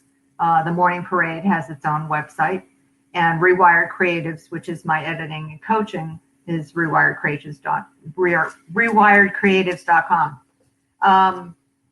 I am, like I said, working on the new book on the aunties.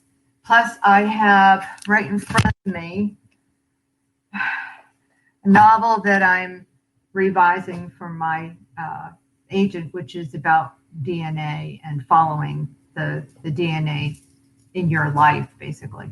And I have a couple of other projects that are in the back. In fact, you can see behind me, my bulletin. I'm going the wrong way. It's underneath the clock.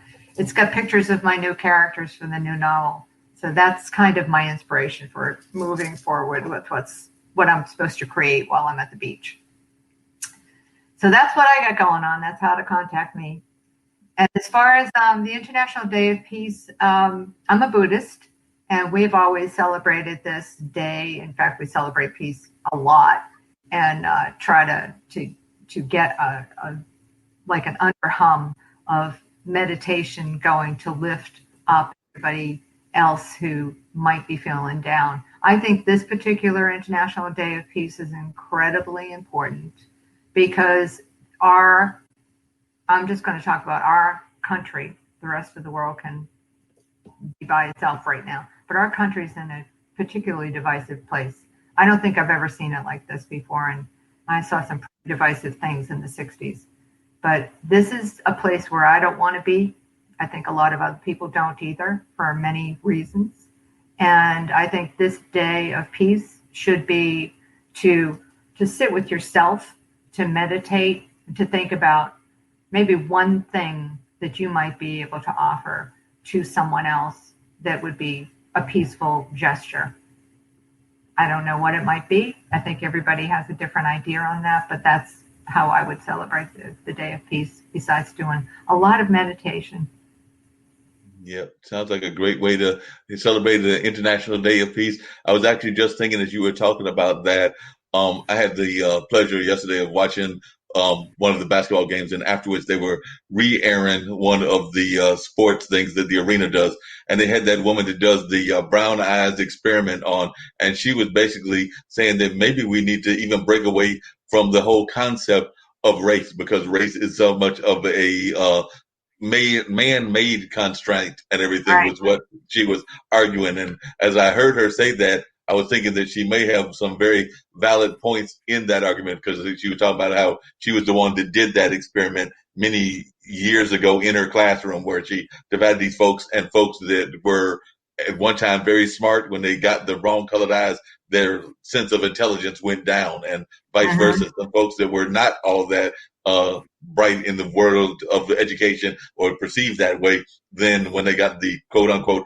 right colored eyes, then they had a better attitude and everything. So I was just wondering, as one that has done research in DNA, what are your thoughts about that? Because I am sometimes concerned about DNA, because I sometimes wonder if, and this is just tell you my concern about it. I don't know what your research has found, but a lot of the DNA places that do the DNA testing, unfortunately, or fortunately, I think in my mind, I'm saying unfortunately, are based in European countries. So I think that the base sample automatically makes that more of a European kind of bias. So that's just one of my fears, but I don't know if you found something similar in research, since we know that the part of the civilization was in Africa. So I don't know, because it seems to me everybody's got some African American in their blood, but because of where the DNA is coming at and the research is coming from, I'm wondering if that's also given us to have a lot of folks identifying that they have European blood, even if they don't. So that's just a fear of mine, but I was wondering if you found some similar thoughts when you were doing this research.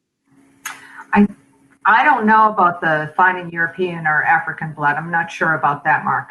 But I do know that what happens with DNA research is that as people, when they first started doing these tests, when they first started doing Ancestry.com or 23andMe, they had a small pot of DNA to compare to. So you might have been compared to 25,000 other people, some of whom may have made connections with you somewhere along the line, but most don't. But as more people put their DNA into the pot grows, and you're able to find links that you wouldn't have found elsewhere, or you wouldn't have found before, because there weren't people in that pot who had the DNA who could make the links with you. Yeah.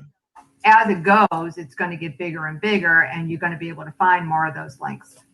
Now, just knowing, history and the movement of people and, tribal natures, etc., you are going to have people who moved from one country to another over an ocean.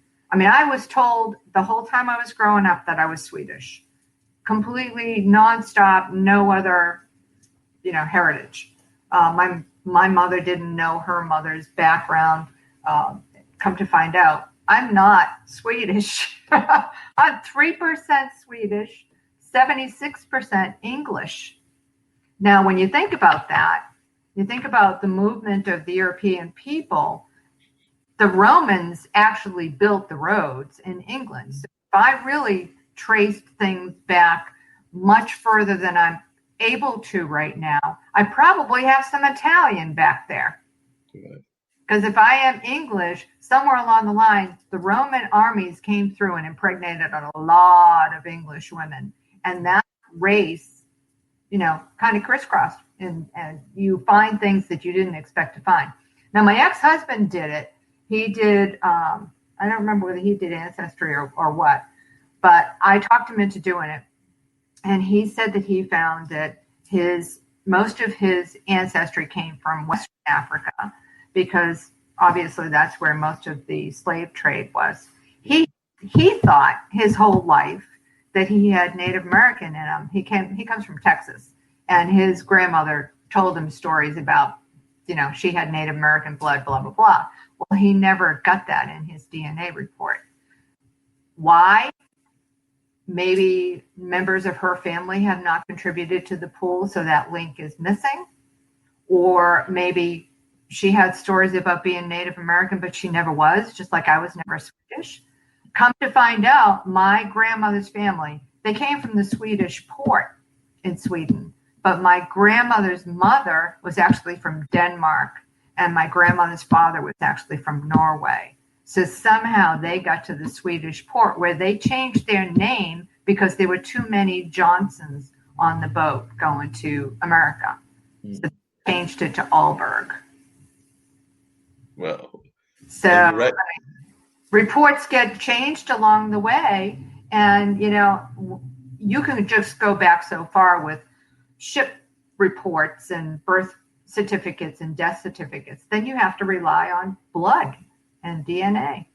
Yep, and a lot of times the stories are also interesting because it's interesting that you said that, because I know that one of my cousins, as I said, both me and my younger brother primarily identify as African American, but I have cousins that only identify, or I guess I should say primary, because they may acknowledge other parts of their ancestry as well, but they primarily identify as Native American. So like I said, that's just within one family structure, and a part of that is because of the stories that they were told and the ways that they decided to go with the narrative, whatever that narrative was. So a lot of times it's based on those narratives, and I know that sometimes even after folks find out things within the narrative, they don't always change it. Like I said, I know that there's definitely European American blood in my family line. I know my aunt who has done that, thinks she did Ancestry, one of those Ancestry ones, or 23andMe, and she's actually found some Irish blood. And we have no idea where the Irish blood is coming from on my mom's side, because that's my mom's sister. But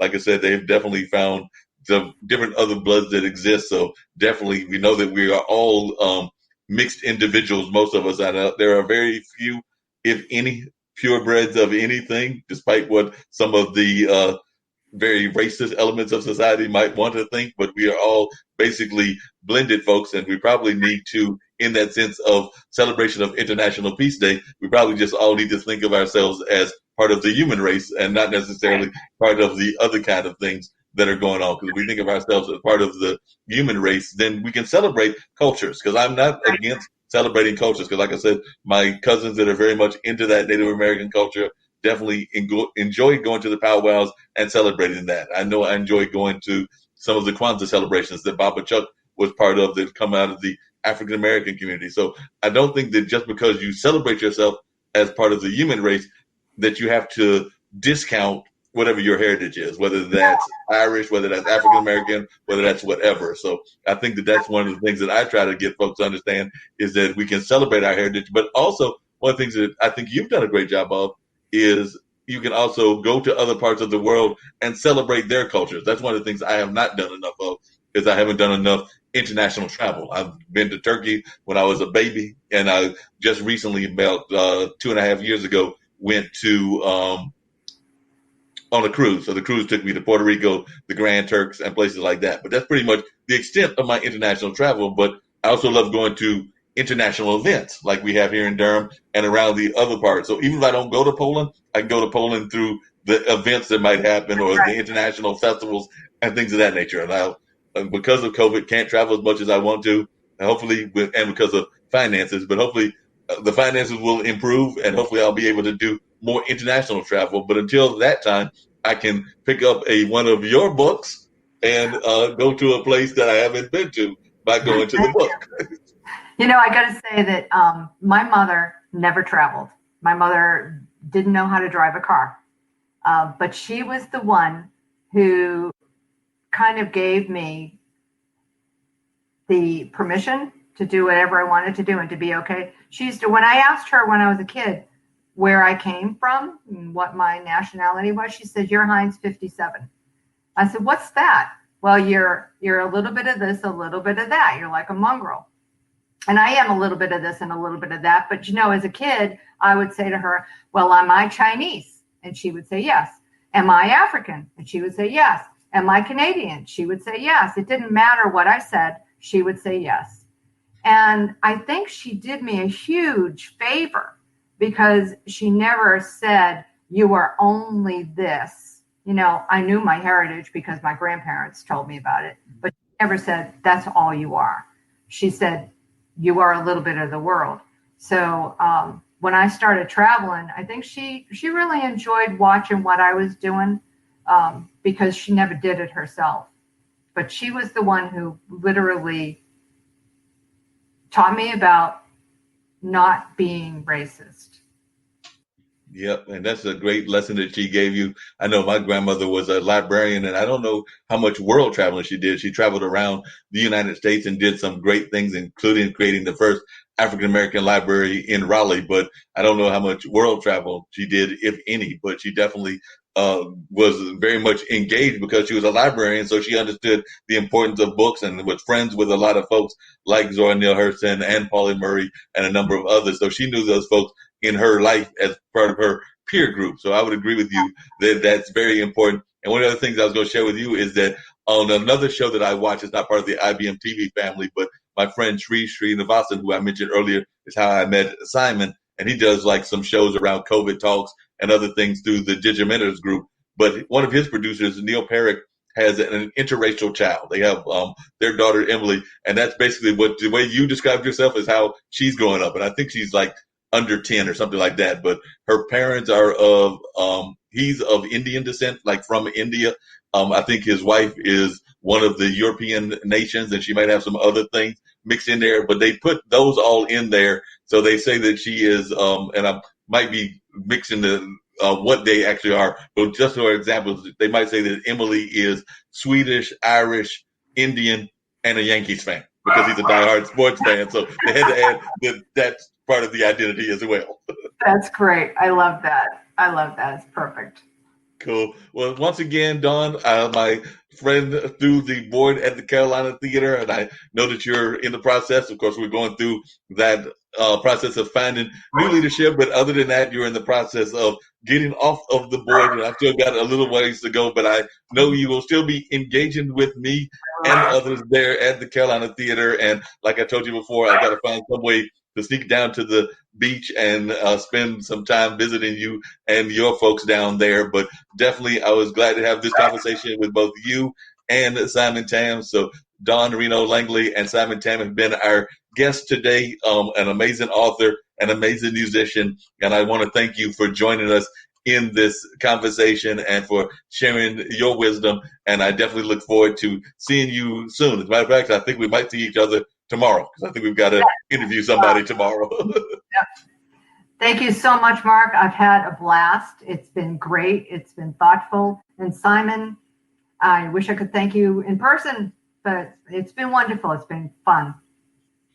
Thank you, and I will definitely pass that word on to Simon that you enjoyed that, and hopefully through the wonders of the World Wide Web, y'all can connect, or I can connect the two of y'all, because that is one of the things that we like to do here. I will tell you that the network itself is planning to do a book show of some sort. So when that is put into place, I may have them reach out to you to both share your own wisdom as an author, and who knows, they might even have you come in and possibly even host some of the book shows whenever that is created. But I do know that they have a goal of getting, like, I think there's over 50 shows, somewhere around 52 or 53, and they have a goal of getting to 100. So they do know that that is going to be coming their way. And one of those shows that they have talked about is a show about authors and books. So just know that IBM.TV is planning to do that, and I will definitely put them in touch with you as well as some other authors that I know.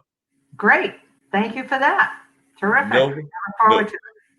Sounds great. So I'm going to put on the intro, outro theme, and then that will get us on out of here. And I do appreciate, once again, Dawn Reno Langley and Simon Tam for joining us in this very delightful and very interesting conversation where we talked about a lot of issues and definitely covered and dwelled into a lot that is going on in this world right now. Of course, I've got to get ready to pop onto the other World Peace show that they're doing and engage with some of our other guests, but definitely have enjoyed having these two amazing guests on the radio show with Marc Lee that airs on TV. So definitely appreciate y'all joining us. And right now we're going to put on the intro, outro, and get on out of here.